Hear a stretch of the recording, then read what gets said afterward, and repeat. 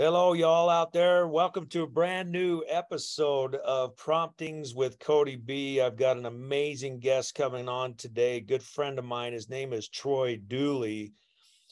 He's got to be one of the most dynamic personalities of anyone I've done business with over the last 30 years. You're going to see that on the show today. He's a patriot. He's a big advocate of freedom. In fact, in the interview, we talk a lot about freedom and how important freedom is today and how important it is to be true to yourself. Troy Dooley is known as the Beachside CEO. He's a consultant in the direct sales space.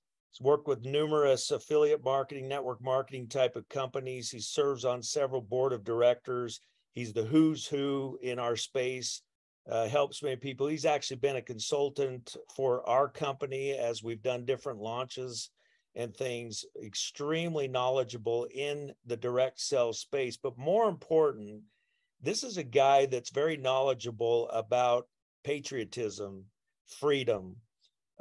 He's not afraid to stand up and speak for it. It's kind of cool in his bio, first bio I've ever received, because we always get these paper bios. First bio I received, the whole first paragraph has nothing to do with him. His whole first paragraph is all about his high school sweetheart who he married. They've had 9 children together, and he talks about his wife, Paige, who's written 40 books. 4 of them are bestsellers. He talks about his kids. You got to go halfway down the page to even start hearing about him. That's the kind of guy he is, Troy Dooley. And listen, stay tuned.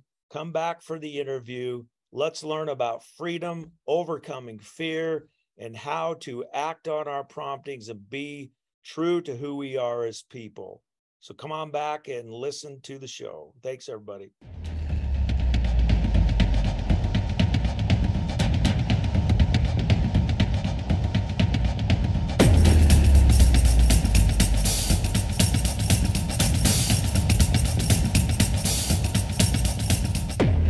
There he is, my good friend, Mr. Troy Dooley. How are you doing?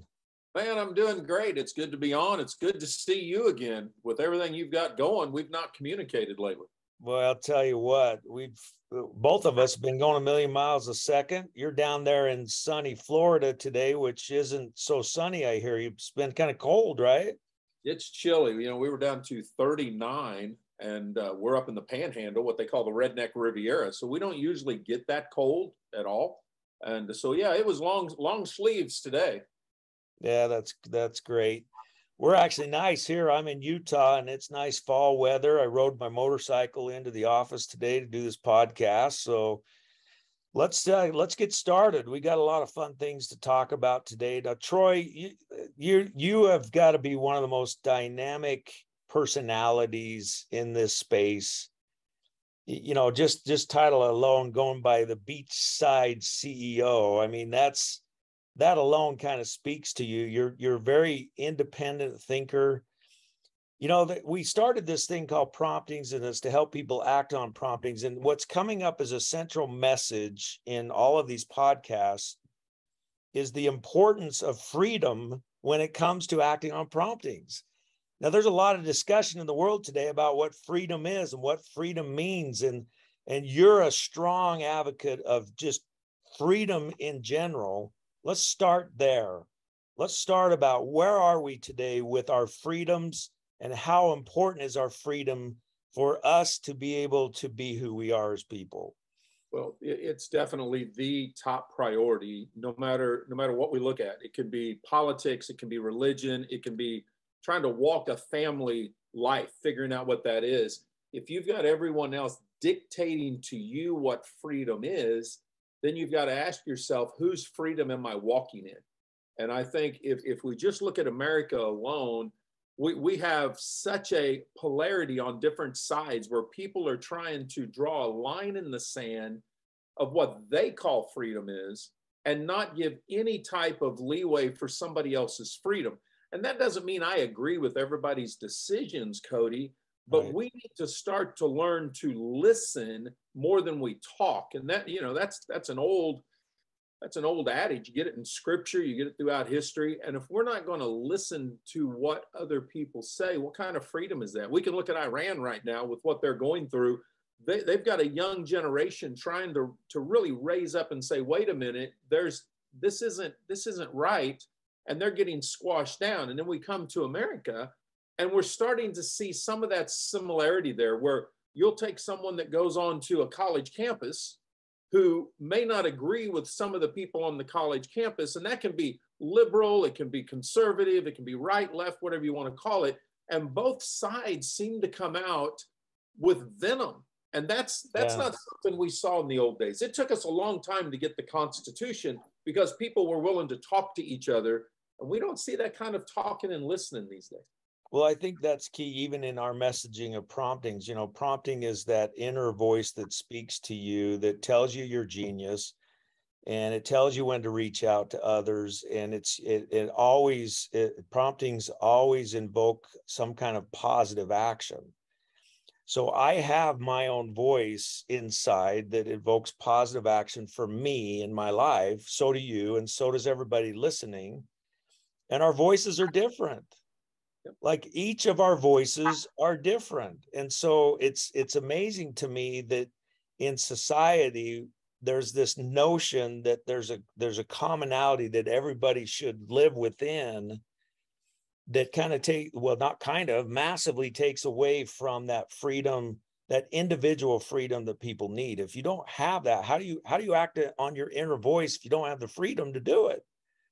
No, you're absolutely correct. How do you even know if your inner voice, you should act on it? If somebody else is dictating the way you should speak or the way you should act. And you know, I know you know my faith. So a lot of times I'll go back to scripture, and there's a little scripture in the Bible that says, love God with all your heart, mind, soul, and strength. And then the next commandment, which is just as important, is love your neighbor as yourself. And I think this is the key, Kody. If people don't love themselves, they're not hearing the promptings that you and I are talking about.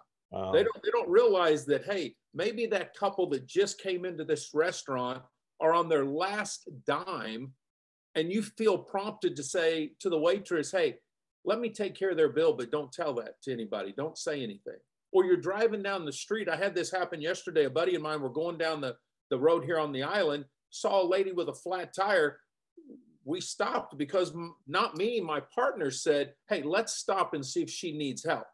And those are small, but there are parts of the world where people won't even stop and help somebody because they're afraid that if they make a move like that with that prompting, that something else could happen. And that's where we've got to find a way to get people to realize they need to slow down, love more, and listen to those promptings. Don't be looking at life completely out of the glass is half empty. Start realizing most people in this world, and I believe this from the bottom of my heart, are good people. We just hear a lot about bad people is what's going on. It's true. It's very, very true. I like what you said a minute ago, where you talked about it's so much more important to listen than it is to speak.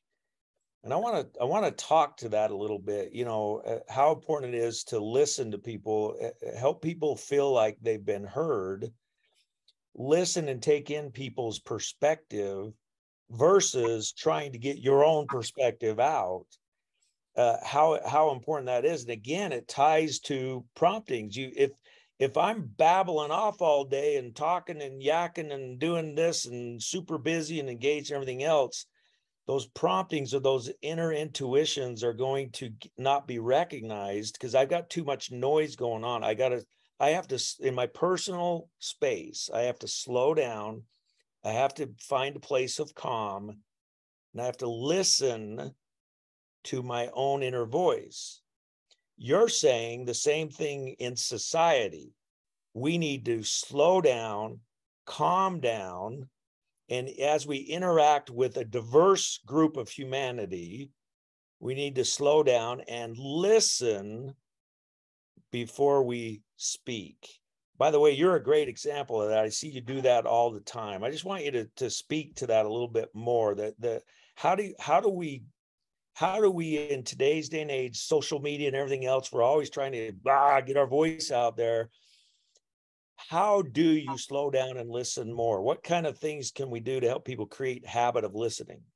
Well, the first thing we can do is realize personally, why are we listening? Are we listening to fix something, to give someone an answer, to get our voice heard, to be known? Or are we listening to truly be able to understand where the other person is coming from? And if that's our goal, and that's what we want to work on, is we want to understand more than we want to deliver, then we're going to follow up that listening with questions, not with statements. And I'm going to tell you what, I'm preaching to the choir. Where I fall short at this is with my wife and kids. If my wife comes at me, I want to fix it. I want to defend myself. I want to justify my actions by explaining what my intent was. And with my kids, I half listen, and then I want to judge them, or I want to fix it. And you know, when I realized that I wasn't practicing this at home, made me realize I need to practice it in the real world. It's just sometimes, Kody, it's easier when we don't have the emotional attachment to ask those questions, to slow down and say, what did you mean? And maybe men are worse than women. We don't want to say, I don't know. We don't want to act like we don't have an answer. And sometimes I don't know may be the best answer. Yeah, exactly. You know, it's interesting. While you were saying that, I couldn't help but think that as a grandparent, I end up talking about my kids and grandkids almost on every show. So, you know, it's just part of who I am, I guess. But part of the reason is I'm learning so much from my grandchildren right now. It's unbelievable. But what I've noticed while you were saying that, I kind of thought to myself, you know, I think I listen to my grandkids a lot better than I listen to my kids. Now I got to go inside and kind of analyze that and find out why. You know, why is it that I have a tendency to really slow down and listen to my grandkids more than I do my kids? And I don't know. That's interesting. Do you have a take on that? Well, maybe because we, you and me, and our grandkids have a common enemy, and that's their parents. You know, I don't know. You know, maybe that's what it is. You know, because of Paige and I's our family dynamics, and we've already got adult kids, and now we're raising teenagers, and then we've got a couple of grandkids that we're raising. We just had that talk today because sometimes our kids will make statements either on social media or they'll make them to us about how we failed in certain areas. And there's no doubt parents always fail. My new thing is I'm a clumsy dad because I'm just walking through this like a giraffe on ice. But what I've realized is as I've started to look at my grandkids, as I've started to listen to my younger generation of kids, I started to realize I grew through this process. I sure wasn't perfect in my 20s when I started having kids. And I'm starting to realize now when I look at my kids, I didn't ask the right questions. I judged too quickly. And because I'm seeing how my past was, and I'm willing to learn from that, now I'm listening to the grandkids more. I'm listening to my younger kids a little bit more who are in their teens and realizing, Kody, the world changed. When my first batch was born, Paige and I, we didn't have to worry about social media. I think there was 3 or 4 channels on the TV. You know, it wasn't the bombardment that it is today. I just picked up a new book. It's called Raising Girls in a Toxic Society, because I'm thinking, man, I got to learn some new stuff here. No, but I think that's the reason is that as our kids become adults and they've kind of left the roost, they think they're our peers. They think they're our equals. And I do think they're respectful, but they want to tell us what we did wrong in a positive way most of the time, but sometimes it comes out negative. Yeah, that's a great point. It's very, very interesting. Well, listen, you know, it's kind of funny in their bio. We kind of read your bio before we started the show today. And one of the things that really impressed me, because I have guests every week and they send in their bios and the whole bit. You send in your bio and the first paragraph has nothing to do with you. It has to do with your wife and your kids. But that speaks to who you are. I mean, you are a family man. You are a husband, and father first before anything else. And you're very vocal about that. It's something I really, really respect about it. And you have a large family, nine kids? 9 kids total. 9 kids total. I actually come from a family of 11 myself.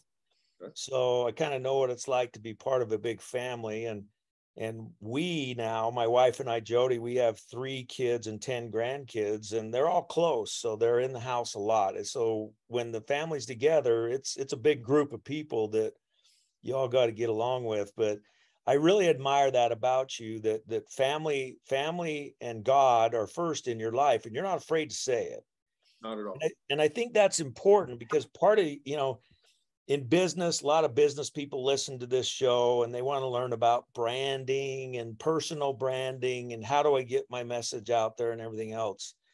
One of the things we always talk about is no matter what, you have to just stay true to who you are, no matter what it is. There's whatever that is, you got to stay true to it. Don't be afraid of it. You, as a faith-based, Bible reading Christian, which is the biggest aspect of your life, you put that on a pedestal, and we're in a society today where that's a lot of times not very popular. But that's one of the things I love about you is that you put it out there. But what's interesting, and I want you to speak to this, is by doing that, what do you attract back to you? Because you have an amazing following of people.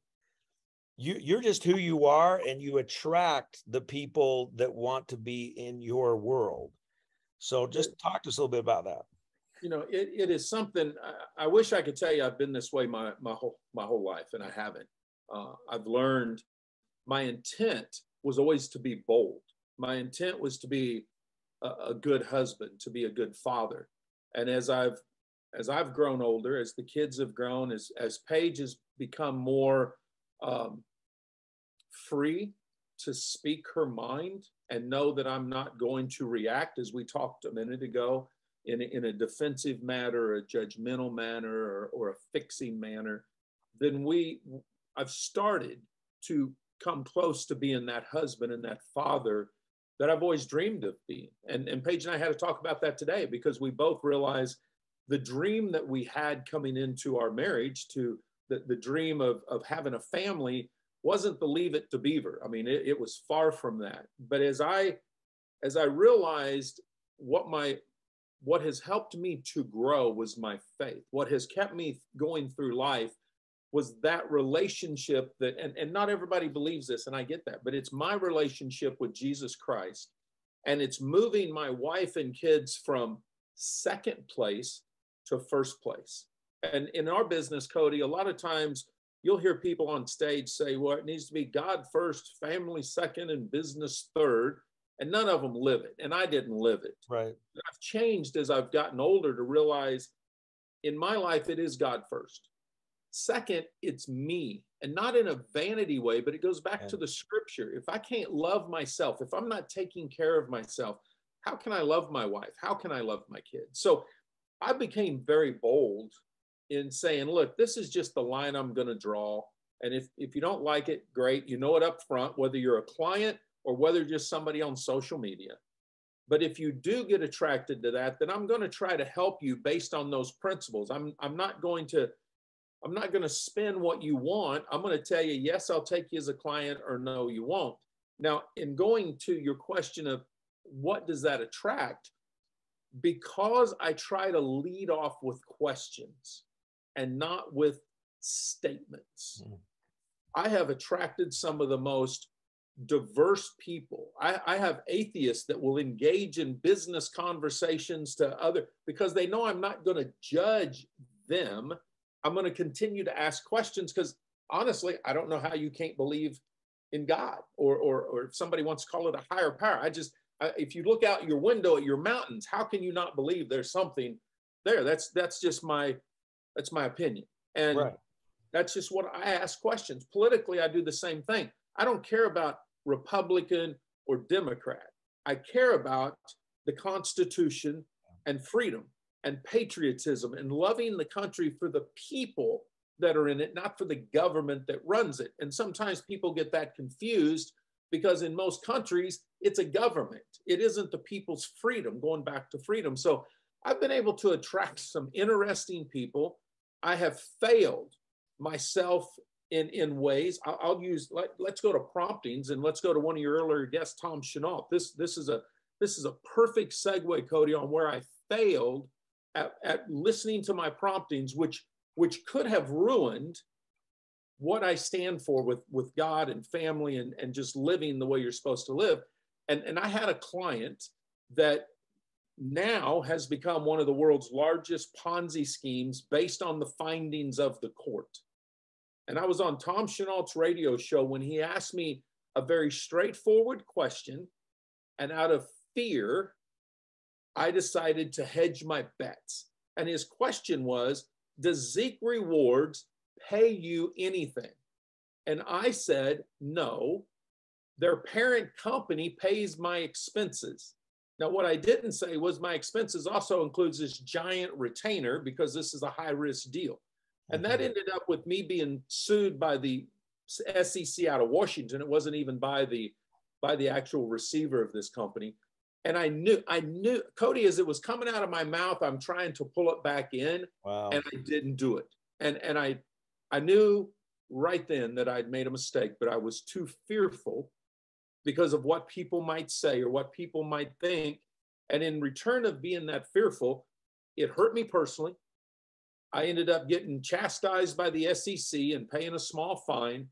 And I've swore since 2012, I would never, ever do that again. And publicly or privately, now, whether you like it or not, I'm just gonna say what it is. And that's what I do. And sometimes it benefits, and sometimes I fire clients when I find out they're not telling the truth and so. Well, we really appreciate you sharing that story with us. So, what I gain out of that is fear. Then fear is a blocker of acting on promptings. And I think that's an important thing to talk about. And all of you listening, there's a lot of prompting acting people that listen to this thing. And I think that's an important message there, is that do not allow fear.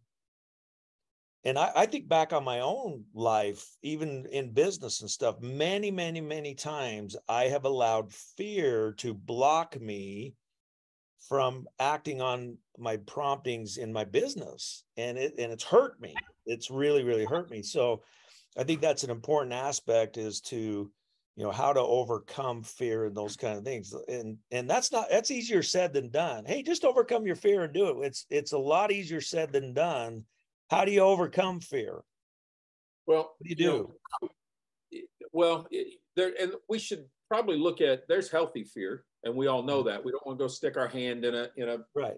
boiling water and all that stuff. So we're not talking about that fear. Right. We're talking about that fear that comes from a limiting belief. And I've got one of my mentors that taught me a long time ago, what you believe drives your thoughts.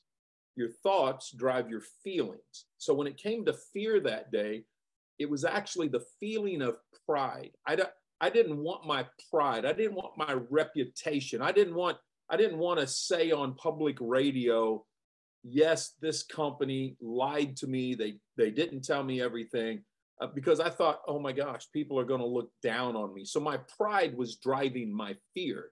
But the second half of that equation is your feelings drive your actions. My actions were, I'll just say a white lie. I'll just pretend that my expenses, I'll just put it all together, which drove my results. So your belief is where fear has its root. And if we aren't looking at what we believe and realizing, okay, I've grew up with a story of origin, the way we were raised, the way our parents were, the community that we're in, all of that plays into our neurosciences. That frontal cortex has burned in responses that then affect our nervous system and our body. And Kody, you know what I'm talking about. You've been in situations where you knew. Matter of fact, the story of your brother is a prime example. You had a prompting, you didn't follow through, and when you got the call, your body reacted in a certain way. And there are certain times in life when our bodies tell us we're acting in fear. Yeah. But most of the time, the fear is coming from a past situation. It's not coming from our current situation. And that's how mine was. I was fearful of being embarrassed in public. I had this reputation, and I was more concerned about that than I was the principles in which I stand for. So if people can start working backwards to find out what is it I believe that's holding me back, what is that emotion that I have right before my fear, or right before my anger? Is it embarrassment? Is it disappointment? Is it going to be loneliness? Sometimes we got a fear of connection, so we don't want to tell our spouse the real story. We want to show it a little, or hide it, shadow it a little bit. That's where our fear has its root. And it's like you said, it is not as easy to get rid of. No, it's not. Yeah. Make it out to be. That you have to practice at. We are listening to Troy Dooley, the Beachside CEO.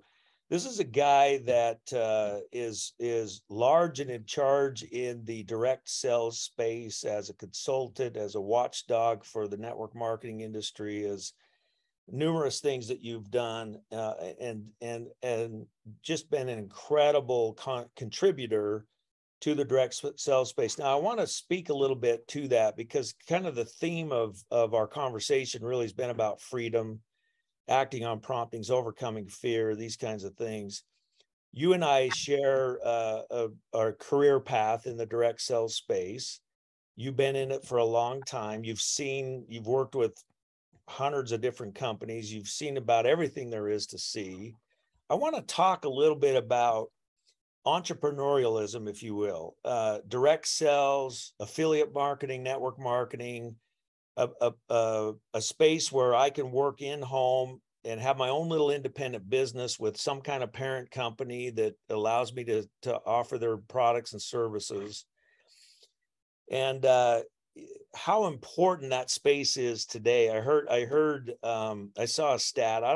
You read these stats and you don't know if any of them are really true or not, but I read this stat the other day that said as much as 40% of active Americans have some type of side gig. Now, again,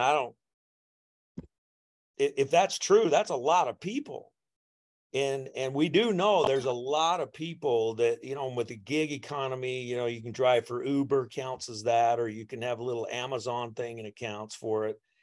So I think with all of that, in addition to the direct sales network marketing space, it probably is up in the 40% range. How important is this direct sales entrepreneurial space to freedom? How important is freedom to it, and how important is it to freedom? Well, when you look at the history of our country, and probably if you look at the history of most Main Street countries across the globe, it started with some form of entrepreneurialism. At least it did after we got rid of the kings and the peasants. Back when we started to get the printing press and things shifted and people became free, and we got in the ledger system with credit and debit, and I'm not going to go into detail on all that. But when that happened, entrepreneurialism really shifted. It really came forward. People started to barter. I have this, you have that. Let's cut a deal and let's grow together. It was a community-based marketing system. And when you fast forward that to the 21st century, and you look at what we've gone through, let's just say from the beginning of 20 with COVID and all that started to really shift the perspective of what we know as Main Street America. And they started to realize I cannot just rely on my company, because in that case, the company said, go home, we're not going to pay you, everybody's got to set out. I can't rely on my government because they fight too much, and all they're going to do is give me free money, and then I got to pay that back either in inflation, reset, whatever it is. I mean, people are not dumb; they're getting it, And people started to say, "Well, what is it that I can do?" Now, in the old days, Kody, when we were coming up, direct sales was about it. I mean, that was the best way to go into business for yourself, and most of us use that as the vehicle in order for us to do some other things, whether it was buy real estate, invest in some stuff, buy toys, it doesn't matter. We were all using that as the vehicle. When you get into 2022, we now have so many different vehicles that are all some form of direct sales or direct marketing. And you mentioned the network marketing, you've got affiliate marketing, you've got the Amazon space, you've got Uber, you've got Airbnb. I mean, the list goes on and on and on of what people can do to do. And we didn't even touch in the local food markets that people go out and they do the community markets and all this stuff. All of that is to help an individual say, wait a minute, I don't just have to rely on someone else. And here's something else it does. It builds relationships, which is what direct sales is all about. And people don't have to get fearful. It's the thing about direct sales that's both our strength and our weakness is what we call duplication. But we want to duplicate based on how we see duplication ought to be. So we limit the freedom of people when a company or a leader says, recruit, recruit, recruit. Yeah. Or another one says, sales, sales, sales. Yeah. We don't take into account what's that person's fear factor. Are they scared to talk to people? Do they need automation?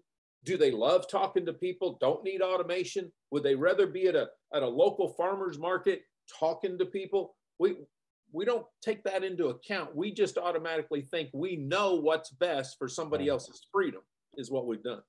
Well, as a company owner in a direct sales, I've certainly learned those lessons the hard way as well. Because when I started my business, Send Out Cards, we started in 2003. And back then, I mean, that lot has changed in 19 years. Yeah. But back then it was all about one system and duplication and come in and do exactly what I do, exactly the way I do it, share exactly the way. And man, we were strong on that year after year. And as things have evolved with social media and all of the tools that are available for you to be who you are, that's just dramatically changed. So it's totally different today. It's like, yeah, you can come into my culture, you can come into my environment, and I can show you what we do, and I can show you a system of how to build a business. But then I have to allow you to take your own individuality and plug that into what I showed you. And that is so important today, which ties into this whole message. We have to allow freedom.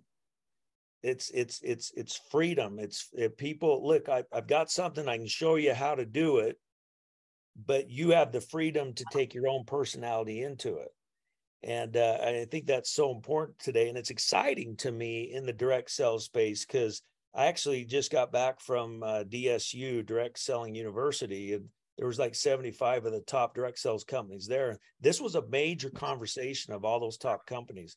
There was companies there that represented $56 billion in annual sales. I mean, the who's who of everybody was there. And the major, whether you were a multi-billion-dollar company or a small startup company, they were there, and everybody was talking about the same thing: the importance of a system that allows individuality. And it's pretty exciting to see that all taking place. Well, that's the key. One of my oldest clients and longest running clients is there. They've been very successful. And when we launched that company, there was really no mention of anything except the product and what the product could do for somebody. And then obviously the network grew and people were excited and it did everything. But what the company realized was, hey, we've got to take care of what happens when the down curve hits. We need freedom just like we want our reps to have freedom. So they brought out one product, seasonal flavors.